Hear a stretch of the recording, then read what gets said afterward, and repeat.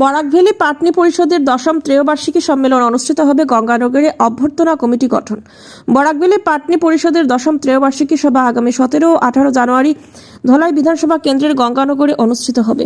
বৃহস্পতিবার এ উপলক্ষে গঙ্গানগর নিকামাপাড় কমিউনিটি হলে পরিষদের এক গুরুত্বপূর্ণ সভা অনুষ্ঠিত হয়েছে। 31 সদস্য বিশিষ্ট কমিটির সভাপতি মনোনীত হয়েছেন লালমোহন দাস। এদিন জরুরি সভা উপস্থিত ছিলেন কেন্দ্রীয় কমিটির সম্পাদক মহিতোষ দাস, অনুসূচিত জাতি পরিষদের শিলচর শাখার সভাপতি ধ্রুবজ্যোতি পুরকায়স্থ সহ অন্যান্যরা। বিস্তারিত দেখুন শিলচর সংবাদের পর্দায়। বা কচুদুরমে আছে, আমরা যেহেতু খুব নিয়ারেস্ট, এখানে আমাদেরও একটা বিরাট দায়িত্ব থাকবে।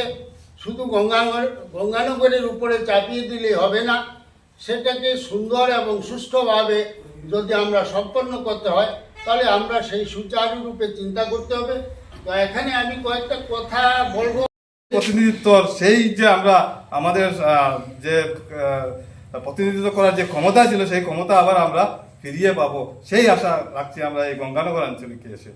তো এইখানে আমি বিশেষ কিছু বলবো না, তো যেহেতু আমাদের সময়ও কম, আমাদের অনেক কিছু বাকি আছে কাজ।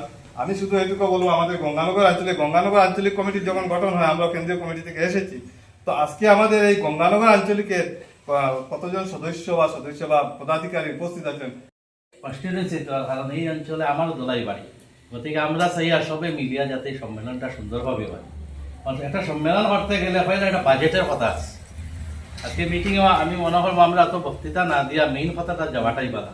আজকে একটা বাজেট বানাইতে লাগবো। আজকে এমন একটা ভাবে মিটিং করলাম যাতে আপনারা যারা আছেন আপনাদের উপর বিশেষ দায়িত্ব পড়তে হয়। এই দায়িত্ব পড়তানোর জন্য কিছুটা ধারাবাহিক নিয়ম আছে এবং বাইরের কিছুটা প্রভিশন আছে, সেইগুলো আমরা নিয়মকানুন মেনে নিয়ে আমাদের এই সম্মেলন করতে হয়।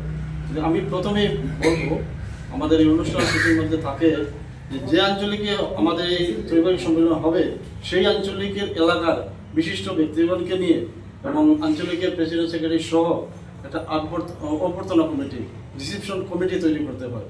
এবং এই কমিটির উপর সেই রিসিপশন কমিটি মানে সব প্রায় দায় দায়িত্ব থাকে, অবশ্যই আমাদের কেন্দ্রীয় কমিটির সঙ্গে থাকে।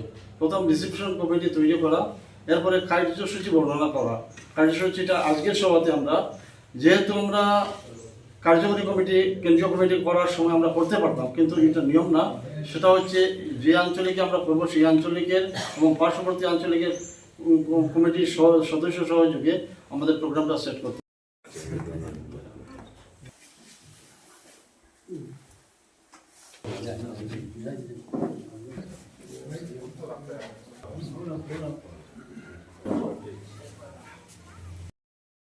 যাদের সর্বাবস্থায় যতটা আঞ্চলিক কমিটি গঠিত হয়েছে তার সভাপতি এবং সম্পাদকগণ উপস্থিত একটা ভাব আমরা দিতে খারাপ পাইবা না, আমি হইয়ার আমরা দেখিয়া হইয়ার তাই একটা কথা হইয়া বাইরে আমরা এলাম ফাঁকড়া, আমরা দাদা কিতা হইল করছি না।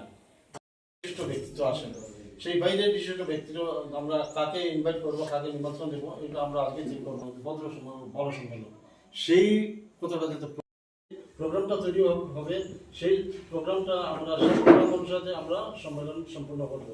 গতিকে আপনার 2 দিনের অনুষ্ঠান হবে, গতিকে এখানে আপনারা ধরে নেন একটা উৎসবের মতো খাওয়া দাওয়া থাকা সব কিছু ব্যবস্থা করতে হবে। গতিকে সম্পূর্ণ দায়িত্ব আপনাদের উপরে থাকে, দুটো সহযোগিতা আমরা আছি। এবং এই উৎসব, এই সম্মেলন